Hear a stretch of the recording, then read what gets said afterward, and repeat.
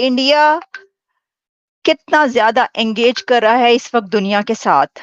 India की engagement हमें नजर आ रही है पूरी दुनिया के साथ। दुनिया में बहुत कम देश हैं जिनका इतिहास, जिनका एंशंट कल्चर बाकी कंट्रीज इतना हैप्पीली एक्सेप्ट कर लेती हैं, और साथ ही साथ फॉरेन पॉलिसी में भी आप इन सब चीज़ों को एसिमिलेट कर सकते हो। वो आज से काम नहीं कर रहा। अच्छा, ठीक है, वो उसको एक टाइम लगा है। मैं अगर अपनी ऑब्जर्वेशन के हिसाब से बात करूं, उसको 15 से 20 साल हो गए हैं। ठीक हो गया, बिल्कुल। जब आप 15 से 20 साल पहले एक काम शुरू करते हैं ना, तो उनके लाओस ने एक पोस्टल स्टैंप इशू की है जिसके ऊपर श्री राम का इमेज है, और कहा जा रहा है कि ये दुनिया में पहली मर्तबा हिस्ट्री में ये एक ऐसी स्टैंप उन्होंने जारी की है।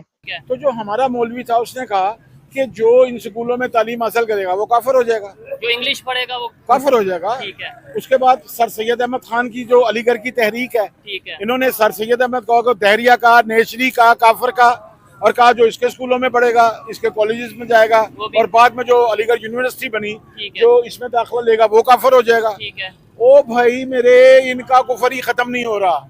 जहाँ आप इंडिया की बात करते हैं तो इंडिया का जो कॉन्स्टिट्यूशन है वो 1950 में बन गया था। ठीक हो गया। उन्होंने तय कर लिया था कि हमने इस रियासत को क्या बनाना है। फॉर द फर्स्ट टाइम दुनिया का पहला स्टैंप डिपिक्टिंग रामलला इसे दुनिया के सामने रखा गया। और मैं आपको बता दूं, ये बस एक शुरुआत है। आप देखोगे दोस्तों, एक बहुत ही अहम खबर निकलकर सामने आ रही है कि जिसमें पता चल रहा है कि लाओस ने, जो कि हमारे बगल में और एशिया में चीन से सटा हुआ देश है, जिसने अभी अभी हमारे लिए बहुत अच्छा काम किया है, या यूं कहे कि हिंदू समाज के लिए बहुत अच्छा काम किया है, तो इसमें कोई दो राय नहीं होगी। क्योंकि यदि कोई देश हमारे भगवान को या हमारे आराध्य को इस तरह से प्रायोरिटी देता है, इस तरह से उनका सम्मान करता है, जिससे कि पता चल सके कि पूरी दुनिया को भारत की संस्कृति, भारत की विरासत के बारे में, और खासकर हम हिंदू देवी देवताओं को कोई यदि इस तरह से स्थान देता है दोस्तों, तो ये मेरी नजर में बहुत ही अहम बात है। और ये प्रमुख इस कारण से बन जाता है क्योंकि आज तक किसी ने भी ऐसा कदम नहीं उठाया है, किसी भी देश ने इस तरह से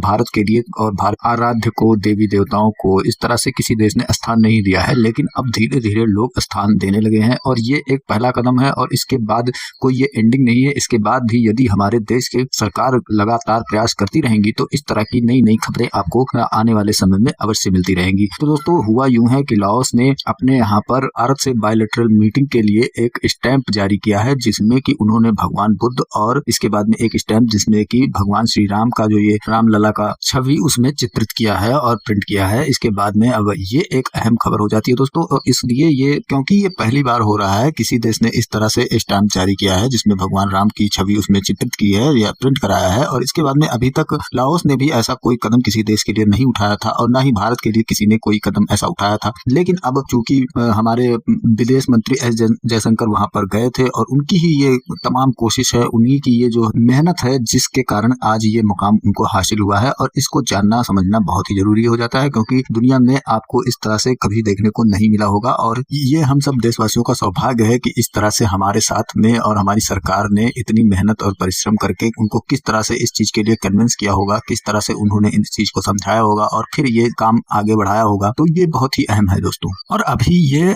शुरुआत है, अभी आगे चलकर आपको अभी तमाम ऐसी चीजें देखने को मिल सकती हैं। जब तक कि बीजेपी सरकार है वो इस चीज पर ज्यादा ध्यान देती है कि उसे अपनी संस्कृति और कल्चर को लोगों को प्रमोट करने में बहुत ही अच्छा लगता है, और लोगों को ये दिखाने के लिए, और हिंदुत्व की लड़ाई, जैसा कि इसको बहुत सारे लोग बहुत सारे नजरिए से देखते हैं, लेकिन कहीं ना कहीं ये बहुत ही जरूरी हो जाता है हम जैसे लोगों के लिए, क्योंकि हम कहीं ना कहीं इस चीज को समझने की कोशिश करनी चाहिए हमें कि हमें किसी दूसरे धर्म का बुराई नहीं करना है, ना ही किसी दूसरे धर्म को मिटाना है, लेकिन अपने आप को सेफ भी तो रखना है, अपने आप को सुरक्षित रखना है। क्योंकि बहुत सारे उदाहरण अब आपको देखने को मिल जाएंगे कि वहां पर क्या हो रहा है। तो इस तरह से यदि अगर कोई सरकार, हमारी सरकार इस तरह से काम करती है और हमारे आराध्य को और देवी देवताओं को डिस्प्ले करती है, लोगों से, दूसरे देश के लोगों को मनवाती है, तो ये कहीं ना कहीं बहुत ही अच्छी बात है दोस्तों। तो चलिए चलते खबर की ओर, देखते हैं पूरा मामला। वीडियो पसंद आए तो लाइक करें, चैनल को सब्सक्राइब करें और शेयर करना बिल्कुल ना भूलें। इन द फ्यूचर बहुत सारे देश हैं जो रामलला से related official government stamps issue करने वाले, और इसको अनवील किया है क्योंकि इस इवेंट पर एज ए स्पेशल गेस्ट के तौर पर डॉक्टर जयशंकर मौजूद थे। तो लाओस में उन्होंने अनवील किया world's first postal stamp featuring Shri Ram. हम तो अभी हमने उनकी इब्तदाई सीढ़ियों पे भी कदम नहीं रखा। ठीक है। हम इस बात को अंडरस्टैंड ही नहीं कर पा रहे। मतलब मैं आपको आसानी से समझा देता हूँ कि मैं जब पैदा हुआ ठीक है। तो इस जमीन पर जो एज चल रही थी वो थी इंडस्ट्रियल एज। ठीक है। ओके, मगर जब आप पैदा हुए तो जमीन पे एज बदल चुकी थी, इंफॉर्मेशन टेक्नोलॉजी आ चुकी थी, हम उस एज में दाखिल ही नहीं हुए। आई एम सॉरी टू से, ठीक है। हम तो उस एज में दाखिल ही नहीं हुए। हमने वो ब्रेन ही पैदा नहीं किए, हमने वो लोग ही पैदा नहीं किए। हमारे आइन की जो 1974 की एजुकेशन पॉलिसी है उसके मुताबिक ये लिखा हुआ है कि Islamic studies and Pakistan study will be taught as a compulsory subject. ठीक है। आपका कंपल्सरी सब्जेक्ट आज भी इस्लामियात और मुतालिया पाकिस्तान है। ठीक है। आप जदीद दुनिया से तो जुड़े नहीं अभी। ये कंट्रीज के बीच में रिस्पेक्ट दिखाने का, एक दूसरे के प्रति अप्रिसिएशन दिखाने का एक बहुत ही ज़्यादा पुराना और मैं कहूँगा स्ट्रॉन्ग तरीका है। और इधर आप देख पाएंगे जयशंकर साहब ने ट्वीट पोस्ट करी है। यहाँ पे आप देख पाएंगे ये रामलला विराजमान का यहाँ पर स्टैम्प है।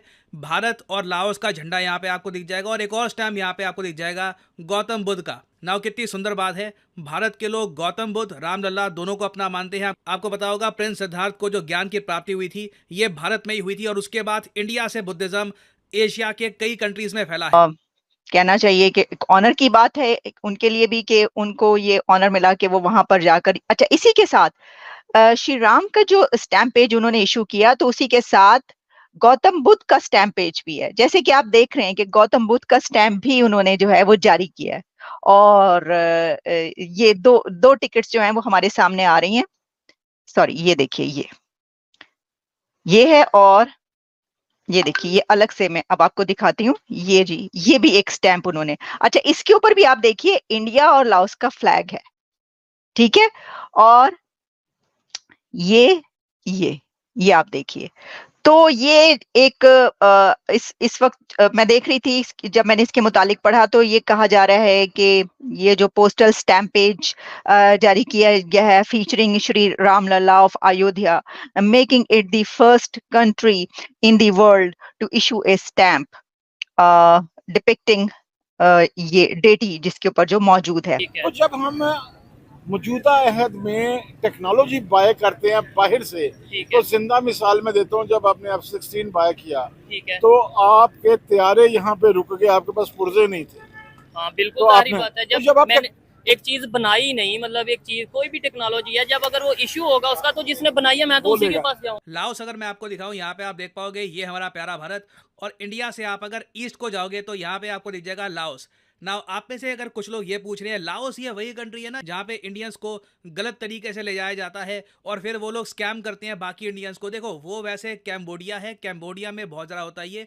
लाओस में इतने बड़े स्केल पर ये होता नहीं है, मगर फिर भी रिपोर्ट्स आई हैं कि कई इंडियंस को बेहतर नौकरी के जाल में लाओस, कैम्बोडिया ले जाया जाता है और फिर उनसे ज़बरदस्ती अपने ही इंडियंस को स्कैम कॉल्स करवाई जाती है और ये बहुत ही ज़रा गलत काम हो रहा है। जयशंकर साहब ने भी ये इशू लाओस की सरकार के साथ रेज किया है। इस तरह के जो कंट्रीज हैं जैसे कि इंडिया है, हर काम के अंदर कल्चर, हर काम के अंदर एक ऐसी अटैचमेंट, उनके जब किसी कंट्री के साथ रिलेशन है ना जो ये, उसके ऊपर ये नहीं है कि सिर्फ ये इकोनॉमिकली रिलेशंस हो, वो हर कंट्री के साथ इंडिया के जो रिलेशंस बनते हैं वो बनते हैं कि उसके साथ एक अटैचमेंट होती है, एक कल्चरल रूट्स होती हैं, कि हिस्टोरिकल रूट्स उसके साथ अटैच होती हैं, जिस तरीके से वो अपने बनाते हैं रिलेशन। तो ये आप देख रहे हैं लाओस के साथ इंडिया के जो रिलेशंस हैं ओवरऑल काफ़ी अच्छे हैं। लाओस की आबादी 75 लाख की है, 65% यहाँ पे आबादी फॉलो करती है बुद्धिज्म को। तो इंडिया के प्रति हमेशा इनके प्रति एक क्यूरियोसिटी रही है, इंटरेस्ट रहा है। अब इंडिया की एंगेजमेंट देखें कि उनकी मीटिंग हो रही है चाइना के फॉरेन मिनिस्टर के साथ, इंडिया के एक्सटर्नल अफेयर्स मिनिस्टर की। वो दुश्मनों से भी मिल रहे हैं और साथ में वो किससे मिल रहे हैं, वो अपने दोस्तों से भी